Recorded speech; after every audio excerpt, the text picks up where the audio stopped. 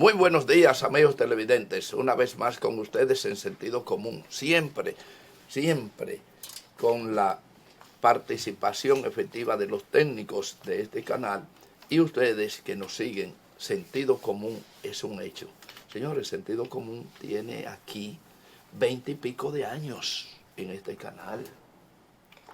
Recuérdenlo, no había nacido Marlon, ¿sabe? Que tiene 19 años. Rafael, que tampoco había nacido. O sea que esto es un mayor de edad en un canal donde sus técnicos recogían cables aquí cuando eran chiquitos. Así que esto es sentido común. Miren, señores, yo voy a hacer un breve comentario porque tenemos por acá un invitado que él no es invitado, él es coproductor de este programa, solo que de vez en cuando desaparece y nosotros pues hacemos la labor que nos corresponde y tratamos de hacerla de él, pero lo tenemos hoy por acá. Pero antes yo quiero hacer un comentario y lo voy a hacer en primera persona. Miren, señores, cuando yo tenía alrededor de 11 años, por primera vez recuerdo que me marcó que cuando tenía 11 años, lo repito, yo ya sabía o aprendí el tema del medio ambiente. Ya yo sabía que era medio ambiente. Sin jactancia alguna, si ustedes hacen una investigación del tiempo que le estoy hablando, no mucha gente en este país a esa edad, en aquella época, conocían algo del ambiente. Aunque muchos lo conocían con otro nombre. En la era de Trujillo, que es donde le estoy hablando prácticamente, un bosque no se depredaba, si no era por la orden del generalísimo para algunos fines, que no era socorridamente que eso ocurría. Entonces, había una figura que no era un técnico, sino un respetable de la aldea o del municipio, de donde fuera, que lo enganchaban. Hablar de enganchar, quiero hablar con el lenguaje. Lo enganchaban a una posición que se llamaba guardabosque.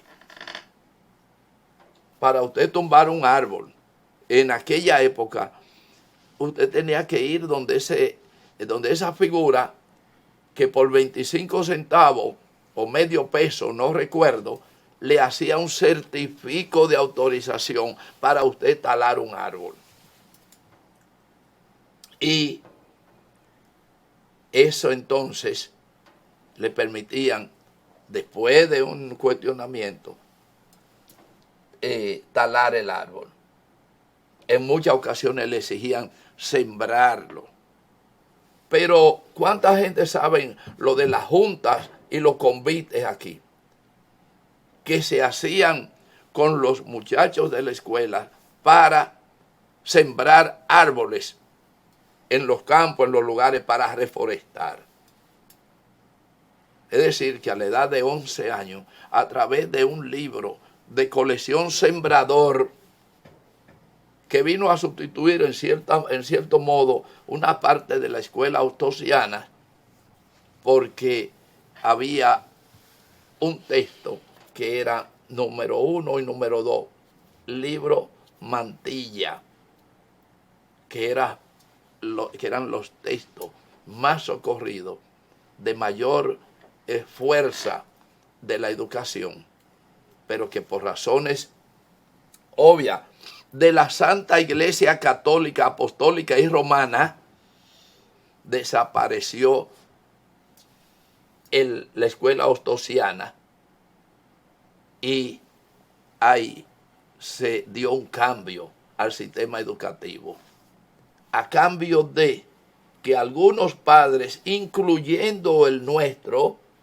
nos obligó a estudiar con el libro número 1 Mantilla y el número 2 Mantilla, paralelo a lo que dábamos en la escuela.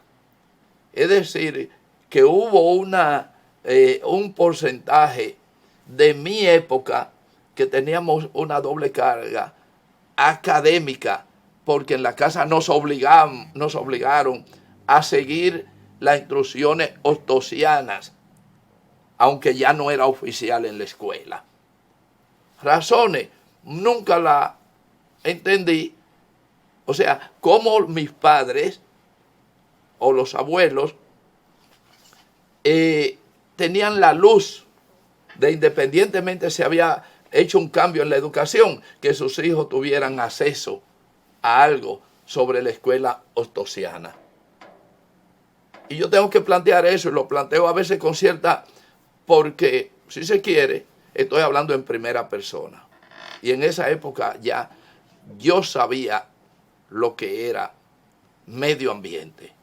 Y cuando más grandecito salí del país, que tuve acceso a los Países Bajos, Suecia, Dinamarca y todo eso, entendí lo que yo había balbuceado en la época de la niñez y de la adolescencia. Y entonces comencé a ver sin instrucción, pero a convivir con el medio ambiente. Eso me trajo a mí un problema cuando yo regreso a este país, que pretendo, en uno de los medios que todavía circulan, desarrollar una columna dedicada al medio ambiente. Yo no quisiera tener que relatar aquí qué me pasó, pero ahí está. Hoy hay una realidad extrema, porque el complejo de culpa del pasado lo acumulan y entonces lo llevan a un extremo modernista o de otra forma como usted le quiera llamar. Y todo este comentario es para justificar una cosa. Aquí hay que hacer y permitir hacer los estudios necesarios para determinar el tema minero y otras cosas que no son solo las minas. Sin embargo, hay un sector gubernamental y civil que se oponen a hacer los estudios correspondientes. Y en este caso estoy hablando, por ejemplo, de una empresa que se llama Goldquest, que hace años que ha venido gritando después de que la embaucaron. Entonces no le permiten o no permiten hacer un estudio para determinar su posible explotación o no. El estudio no obliga a hacer o no una explotación. Entonces, ¿por qué? ¿Por qué? Díganme ustedes. Hay una oposición gubernamental por un lado y por otro lado presionada por una parte de la sociedad civil, que en muchos casos esa parte de la sociedad civil es mucho más, no puedo decir la palabra porque solo se me ocurre una y es muy temprano. Además tengo un educador aquí en el estudio que me lo va a reprochar. Por eso no voy a decir las palabras. Pero ustedes tienen derecho a oponerse y todo eso. Ahora, lo que no me lo pueden explicar es a mí. Que haya una oposición, que haya llegado hasta el gobierno y a todo, gobierno pasado y presente, que se nieguen, señores, a hacer, a prestar las facilidades para que se haga un estudio donde se determine la posibilidad, la facilidad, la pertinencia o no de explotar una mina de oro o de lo que sea. Y nosotros que no somos contrarios a la explotación minera, somos responsables, y por eso hablé de mi adolescencia y mi niñez. Mi formación medioambiental está cimentada en mi niñez, ligada a la escuela ostosiana. Y no porque me enganche a medioambientalista hoy para decir hay que pasar por mi cadáver para hacer tal cosa. No, hay que pasar por los estudios científicos, ver y decir esto no se puede de acuerdo a estos resultados. No se puede, y no se puede por estas y estas razones, pero no por la voluntad de un grupo que viven de eso, que no quieren que se acabe o que se sane la pulga en el oído. Vamos a la pausa, señores, y regresamos con nuestro invitado, el licenciado, el maestro Luis de León está con nosotros. No se vaya de ahí. Adelante, director.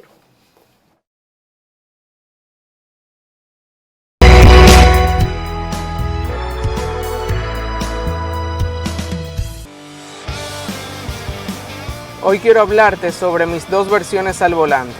Una en la que alcanzo velocidades extremas en las pistas de carreras, pero en la ciudad soy un ciudadano responsable que velo por mi bienestar y el de mi entorno.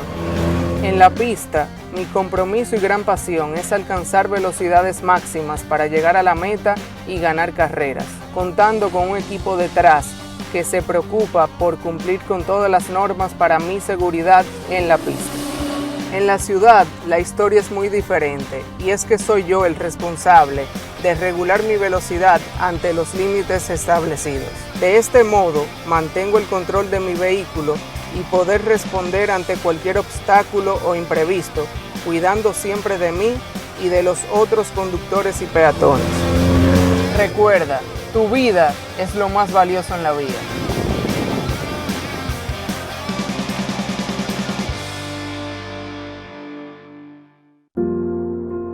Estas manos merecen un aplauso. Cuidan, aman y protegen. Salen a trabajar. Van de paseo. Hacen compras. Todas estas manos son de personas con discapacidad visual.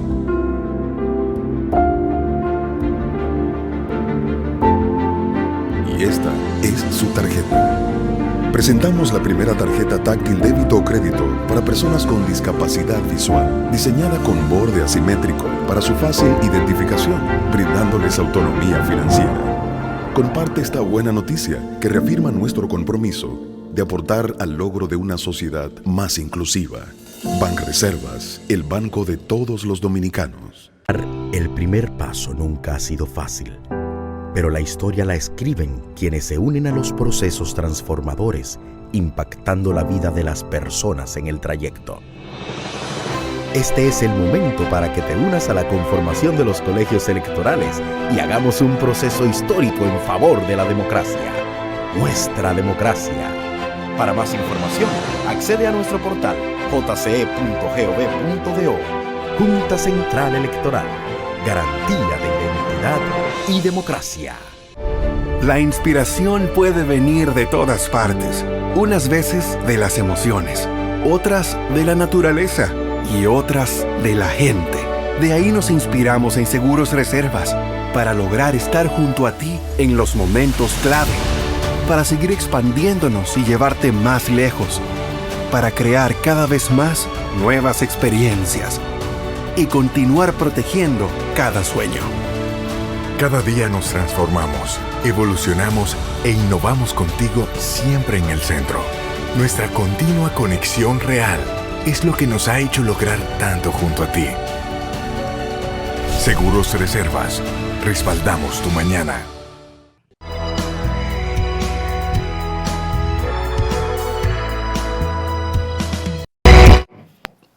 Bien, señores, está con nosotros don Luis de León, maestro Luis de León. Don Luis, buenos días. Gracias. Buenos días, don Marco Santana, de este programa emblemático Sentido Común, que como usted hablaba ahorita, tiene más de 20 años. Es un programa, ¿verdad? Y con una política de orientación hacia la sociedad, hacia el país, como lo hace usted. Naturalmente, usted es hijo de una época y también de una concepción del país, como usted decía ahorita, enarbolando la educación ambiental, desde dónde arranca y por qué el país está como está. Pero bueno, me honra el estar acá y poder saludar a su público Sentido Común. Eso es de más porque la honra está para usted, porque siempre la gente me dice, Marco, ¿y qué pasa? Que el coproductor Luis de León no vaya. Bueno, lo que pasó es que yo no le puedo pagar y entonces él está en una situación que para ir me factura.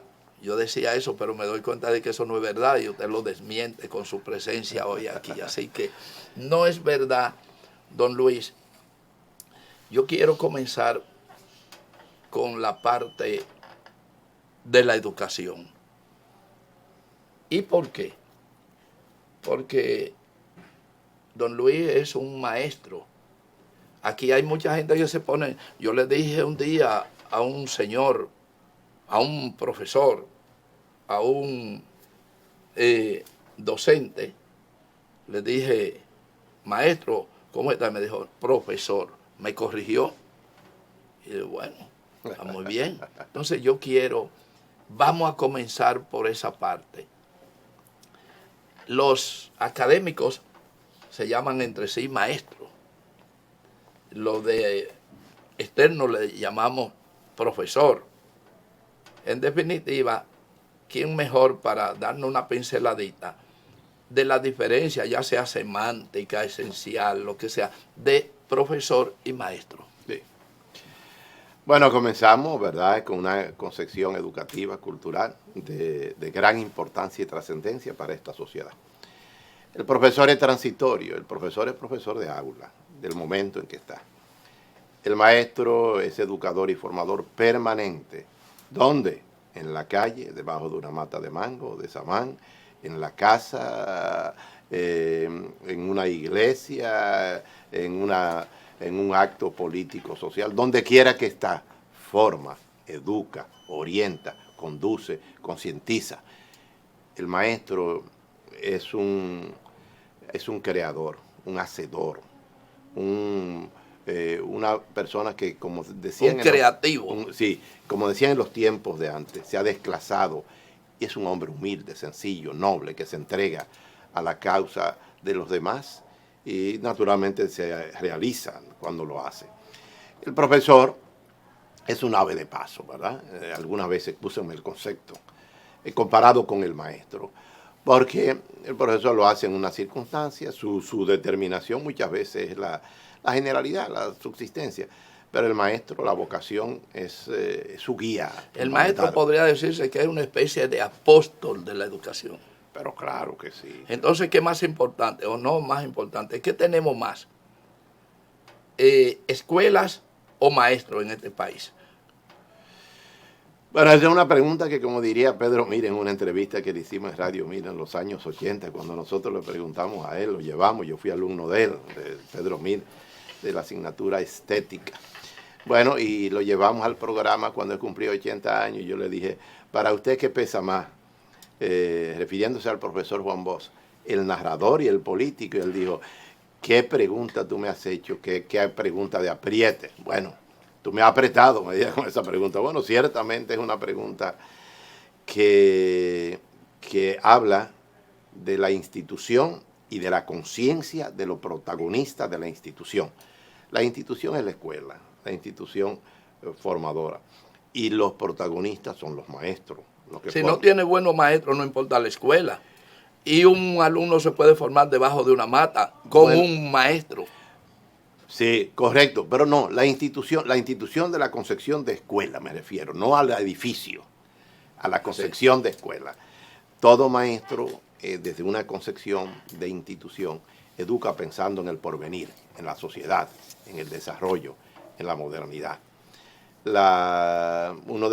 sabe que uno de los factores que más preocupante en los últimos tiempos respecto a la calidad de la educación es la formación de maestros. Y eso en los gobiernos del Partido de la Liberación Dominicana se potencializó porque los indicadores respecto al problema de la calidad hablaban muy enfáticamente que el tema de la formación era un tema fundamental. Entonces, de cara ahora, por ejemplo... perdón, entonces, ¿qué era Juan Bosch? ¿Un maestro o un profesor? Muy bonita pregunta también. un maestro. Lo que pasa es que el pueblo, Juan Bosch fue un autodidacta.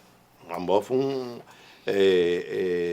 un hombre que se formó al calor, no solo de la lectura, como lo dijo él, de la biblioteca de su abuelo, que esa fue su mundo, donde leyó los clásicos,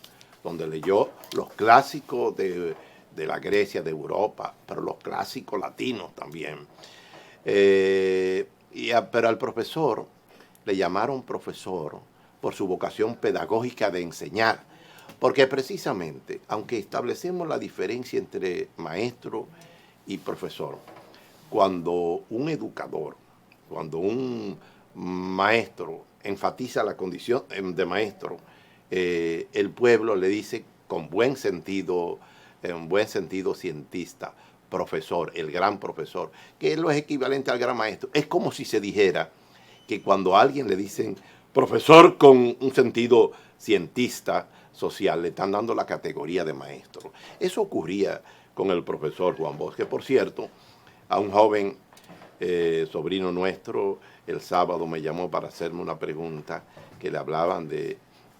Él es un hombre capaz, que si necesariamente una gente que no asista a una universidad es capaz o no es capaz. Yo le dije, pero mira, mi hijo, claro que sí es capaz. Lo que pasa es que la universidad no es más que un título, pero hay muchas personas que tienen unas capacidades superiores, y le dije, y capacidades muchas veces de educativas, porque hay muchos que se han formado en las universidades, pero no son personas educadas. Es decir, ya nos metemos ahí en el problema de la educación. Una persona educada, eso es un concepto que lo digo yo, es lo que más se parece a Dios, porque todo lo ve, lo alcanza a ver, perdona, entiende, comprende, tiene paciencia, una serie de valores. Bueno, y entonces en esa parte que estamos diciendo de maestro y de una gente capacitada que va a una universidad, que se capacite en una universidad, y una gente que está capacitada que no ha ido a la universidad, yo le decía al joven, digo, no, hay personas que son muy capaces, que se han preparado, no necesariamente, pero le dije, la academia da el sentido científico de la racionalidad para entender los procesos.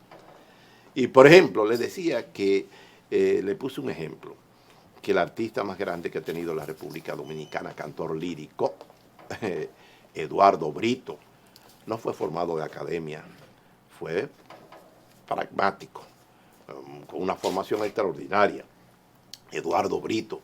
Y entonces hay una tesis del psiquiatra amigo suyo, rector de la UAS, Fernando Sánchez, que planteó, refiriéndose a Eduardo Brito, que usted sabe que murió en un orfanato con problemas serios de tuberculosis. Y un poco dice que Fernando Sánchez, como psiquiatra, que el problema le tomó la cabeza y que él perdió un poco la inteligencia, la capacidad emocional, etcétera, etcétera. Él decía que Eduardo Brito, una de las cosas que más le preocupó fue que en los grandes escenarios de Europa y de Estados Unidos, en los grandes escenarios donde cantaba, en los últimos tiempos le salió como un gallo, decía él, que es un mal uso de la técnica de la voz. Y decía, y termino con esto, Fernando Sánchez Martínez decía que consultando a un especialista de la música, del arte, de la educación, de la formación, de los vocalistas para el canto lírico, el canto clásico de grandeza, dice, influye mucho la formación. Y que eso en Eduardo Brito decía él, que falló, y que era producto de que esas técnicas eran producto de una práctica y no de una racionalidad. Bueno, hasta ahí termino. Ahí, por ese mismo tenor, me interesa, a sabiendas de que usted como maestro, como educador, tiene también, y para ser maestro se necesita una serie de condiciones y de conocimientos. Y esas condiciones y conocimientos, ayer yo como invitado insistía mucho, y siempre insisto en un tema, es en el tema de la Constitución de la República. El tema de la Constitución de la República que ha sido un descuido de todos o de una buena parte incluso de los gobernantes dominicanos. La Constitución es un pedazo de papel. Y quien lo dijo, no lo dijo por sí mismo, es decir, siguió siendo igual para la concepción de algunos gobernantes que le han sucedido a quien pronunció públicamente esa herejía.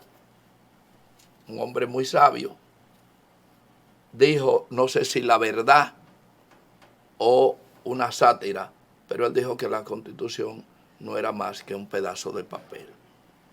Tal vez porque está sometida al uso y al maltrato que le quieran dar los gobernantes en sentido general. Y por eso, muy poca gente sabe distinguir de manera argumentada entre el Estado y el gobierno. Y yo quisiera que usted nos hable un poquito sobre ese tema. Estado, ¿qué es un Estado y qué es un gobierno? Correctamente. Lo primero que debemos decir es que la enseñanza de la Constitución, los ministerios hacen muchos acuerdos, el de educación con el Tribunal Constitucional, diversos acuerdos.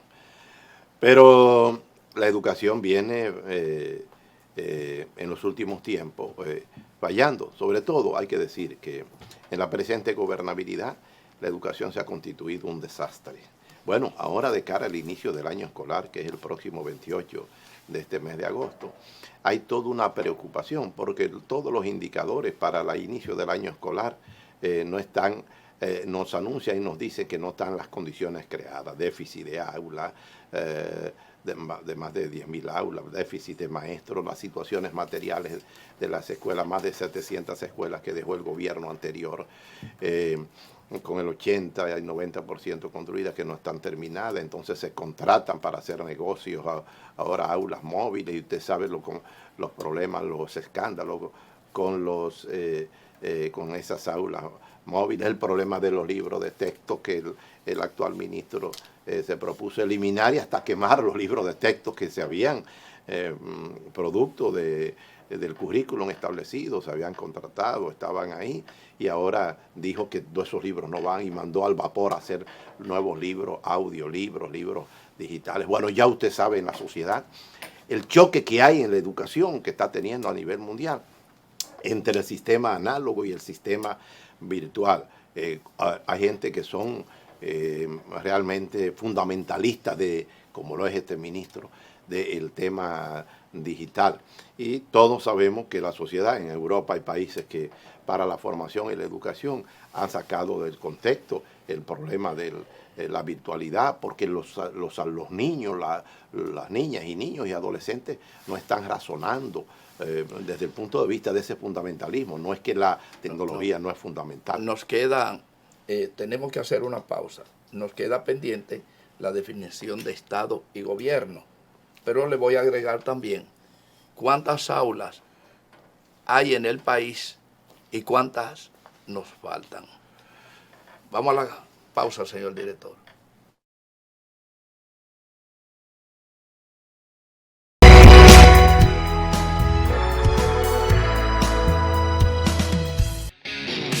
Hola, mi nombre es Jimmy Gibre, soy piloto de automovilismo y junto a Seguros Reservas te invito a que seas un ciudadano responsable cumpliendo con las normas de seguridad vial.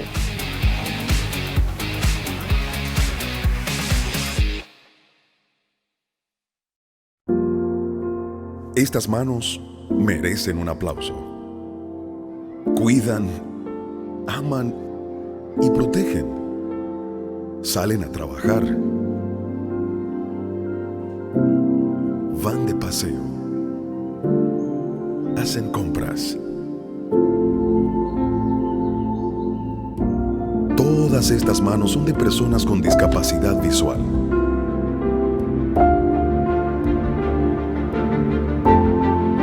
Y esta es su tarjeta.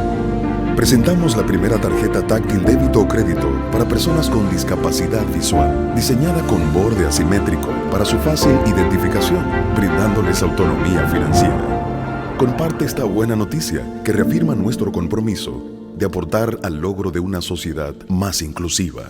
Banreservas, el banco de todos los dominicanos. Dar el primer paso nunca ha sido fácil, pero la historia la escriben quienes se unen a los procesos transformadores, impactando la vida de las personas en el trayecto. Este es el momento para que te unas a la conformación de los colegios electorales y hagamos un proceso histórico en favor de la democracia. Nuestra democracia. Para más información, accede a nuestro portal jce.gov.do. Junta Central Electoral. Garantía de identidad y democracia. La inspiración puede venir de todas partes, unas veces de las emociones, otras de la naturaleza y otras de la gente. De ahí nos inspiramos en Seguros Reservas para lograr estar junto a ti en los momentos clave, para seguir expandiéndonos y llevarte más lejos, para crear cada vez más nuevas experiencias y continuar protegiendo cada sueño. Cada día nos transformamos, evolucionamos e innovamos contigo siempre en el centro. Nuestra continua conexión real es lo que nos ha hecho lograr tanto junto a ti. Seguros Reservas, respaldamos tu mañana. ¡Hola! Llegué al Merca Santo Domingo para hacer mi compra del fin de semana. ¡Cáeme atrás!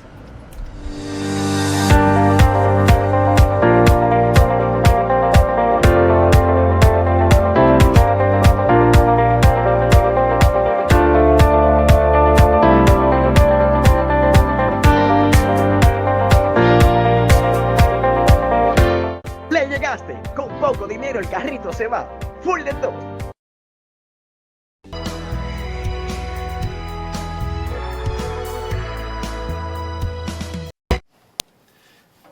Mire, don Luis, yo había formulado una pregunta que la voy a recoger para otra ocasión. Porque no quiero que usted se vaya y por una razón de tiempo no llegar a razonar con el maestro algunas cosas. Hay mucha preocupación de los políticos con vocación al poder. Y yo quiero decir algunas cosas. Mientras los políticos con vocación, y comienzo por ahora, que son, aquí dejémonos de cuentos con eso de que los políticos, no, que 38 partidos, no.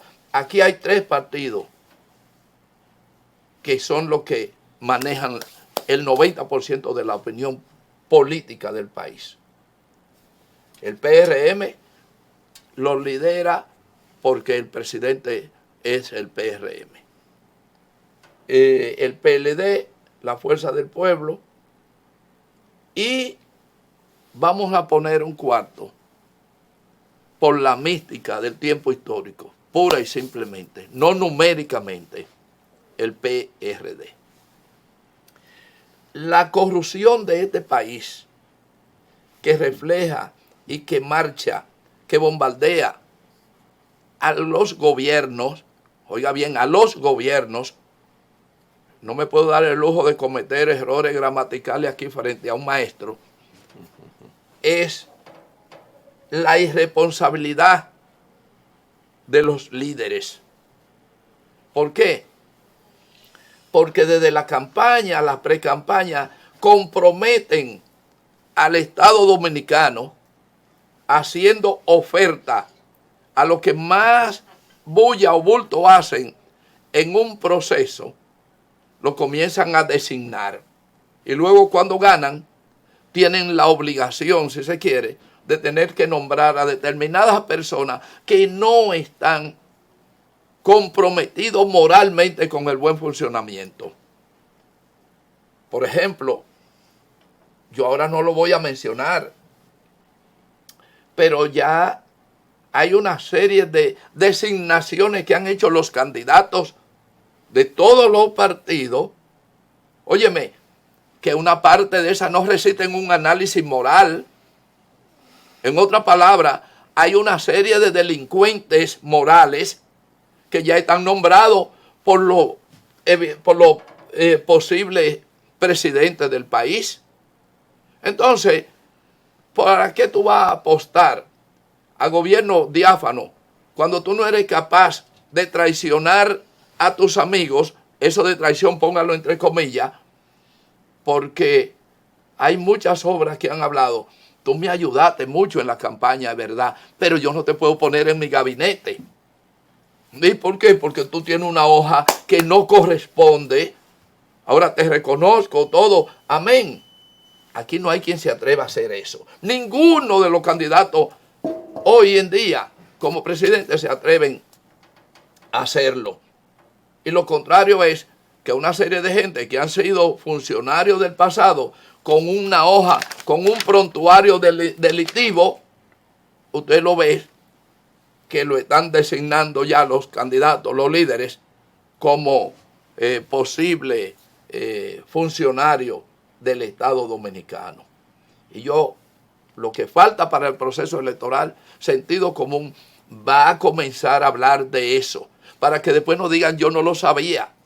Y el que quiera que sea candidato a la presidencia, que se sienta, que me llame, que yo le voy a ir dando el pedigrí de toda una serie de gente delincuentes aquí.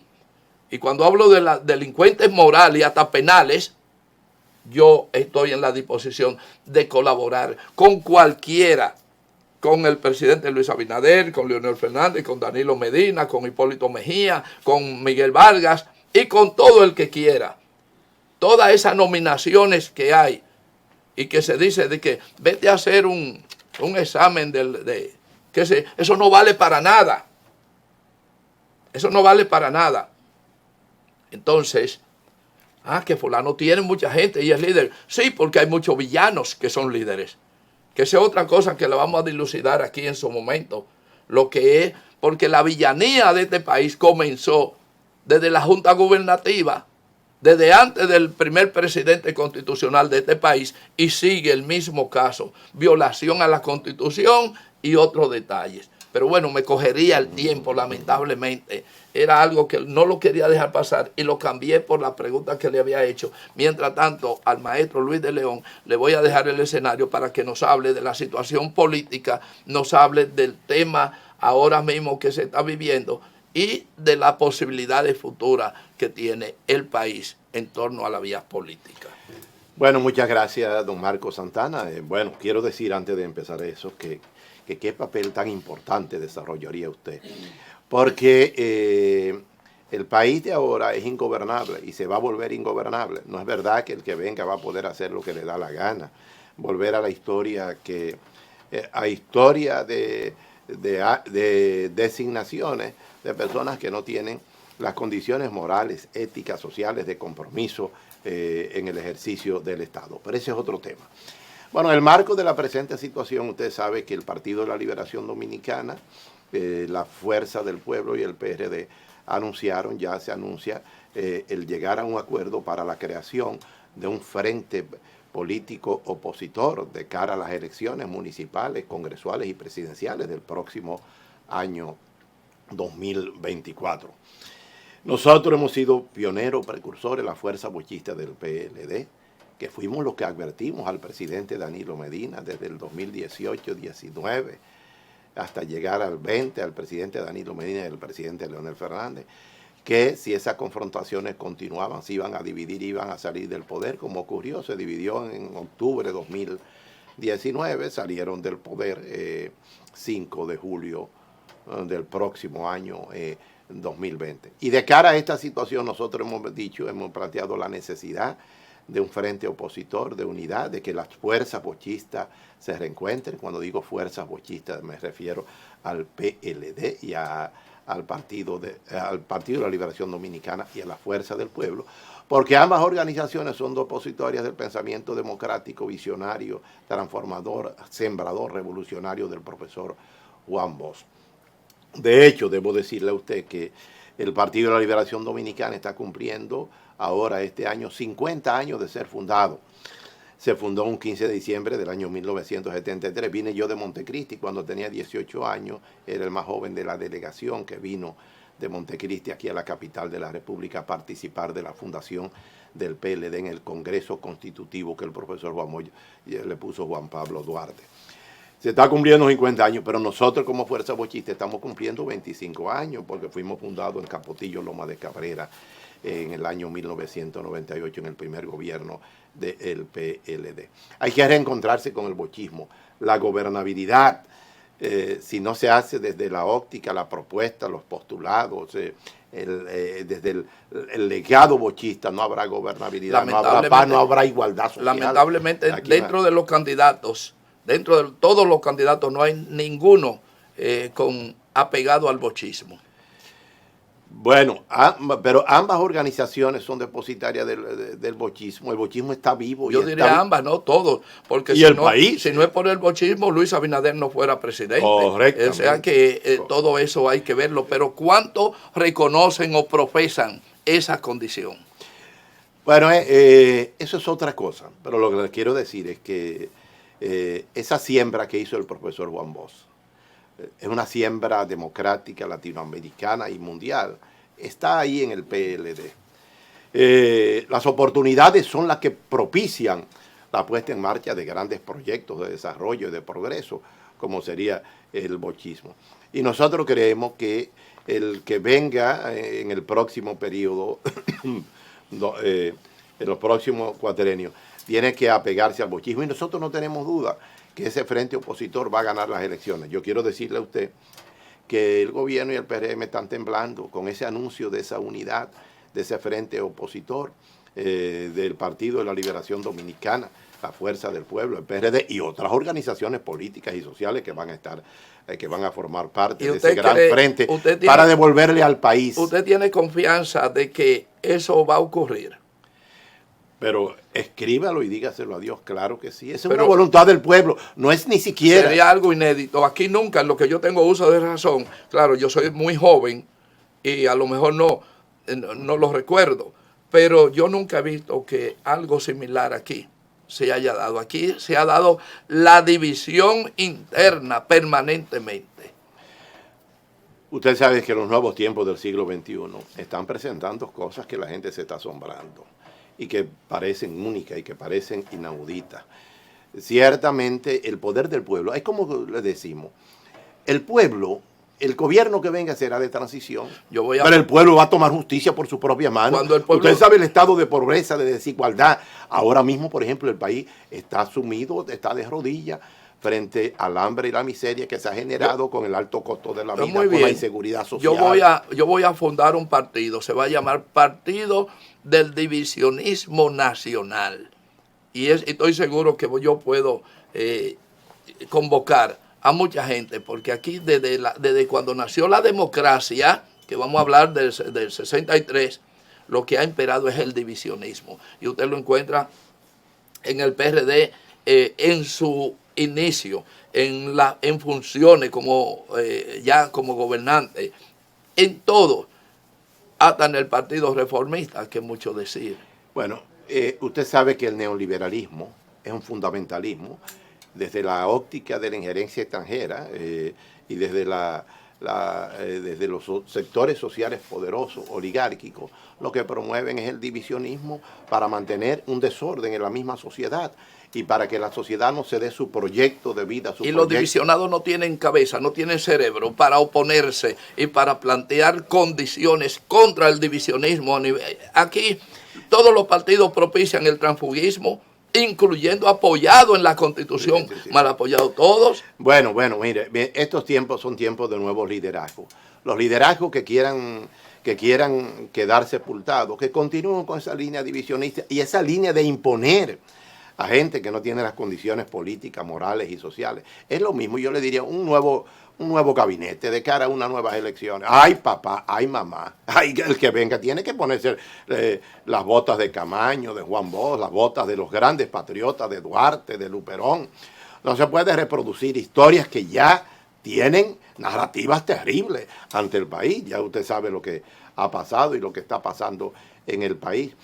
Los nuevos liderazgos de cara a una alianza, y a un frente opositor, los líderes tienen que desprenderse. Y los que están aspirando a posiciones, ya sea de alcaldes, diputados, senadores, tienen que desprenderse de actitudes. Ahora lo más importante es el pueblo. El pueblo es el que ha facilitado, posibilitado este reencuentro de unidad.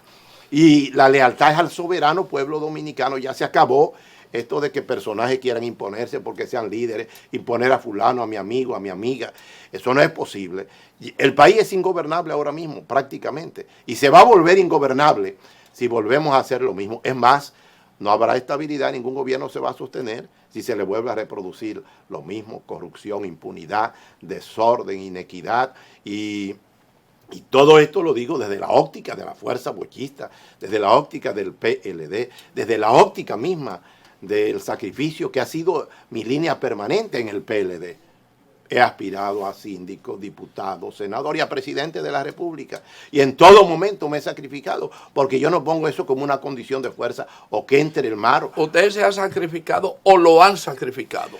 Las dos cosas, las dos cosas. Pero bueno, pero yo ante ese sacrificio no he reaccionado diciendo, o yo el mar y cojo mi maleta y me voy y le digo a todo el mundo. Bueno, porque usted tiene una base de educación, una formación que le impide esos exabruptos. Pero todo, cuando usted analiza, ya dijimos, Luis Abinader es hijo de una división política, Peña Gómez fue víctima de una división política, Juan Isidro Jiménez fue parte de una división política. Cuando cogemos la historia desde arriba abajo, nos damos cuenta que es una especie de semilla de cizaña que tiene la política dominicana. Cuando alguien va a salir y va a decir, se acabó todo esto, yo no tengo amigos, traiciono a todos los que me ayudaron a subir a la presidencia, porque este es el método de todo, y a meter preso o a sancionar los que lo ayudaron.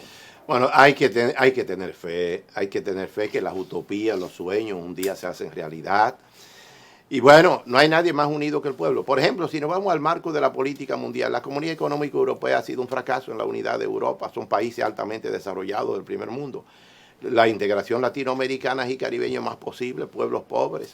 Y lo que divide a estos pueblos pobres es realmente aquello ego que se lo impone. No, la propia pobreza, porque hay dos tipos de pobreza.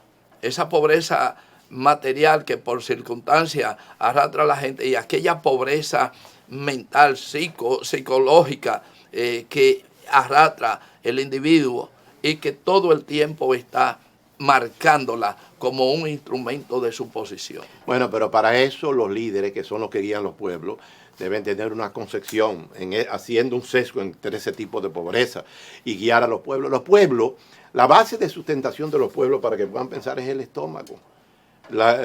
Los pueblos tienen que crear condiciones materiales para que los pueblos aprendan a pensar qué es lo que le conviene y qué es lo que no le conviene. Por eso es tan importante la educación. Comenzamos con la educación y estamos terminando con la educación. Usted no ve, mire un ejemplo, y se lo doy muy claro. Desde que estamos hablando de estas cosas que son tan profundas, pero tan prácticas, inmediatamente aquí se forma una conspiración y nos quitan el tiempo. Ya no hay tiempo para más, comenzando por ese que usted ve ahí, que es uno de los campeones de eso, y le transmite a los otros, dice, no, córtalo, no sigan hablando de esa manera. Brevemente, déjeme dirigirme. Muy brevemente. Invitar a todo el país a apoyar este frente opositor para dar un salto hacia la vuelta a una gobernabilidad de paz, de comida, de educación. Y número 2, a llamar a todos los sectores a apoyar el inicio del año escolar con toda la falencia de este año escolar, porque la educación no puede suspenderse y no importa la condición que sea, que comienza el próximo 28 de este mismo mes de agosto. Y que mañana buenos días y muchísimas gracias. Y que mañana sigan sintonizando a Sentido Común para que escuchen temas como estos que hemos estado planteando. Será hasta entonces cuando estaremos con ustedes una vez más.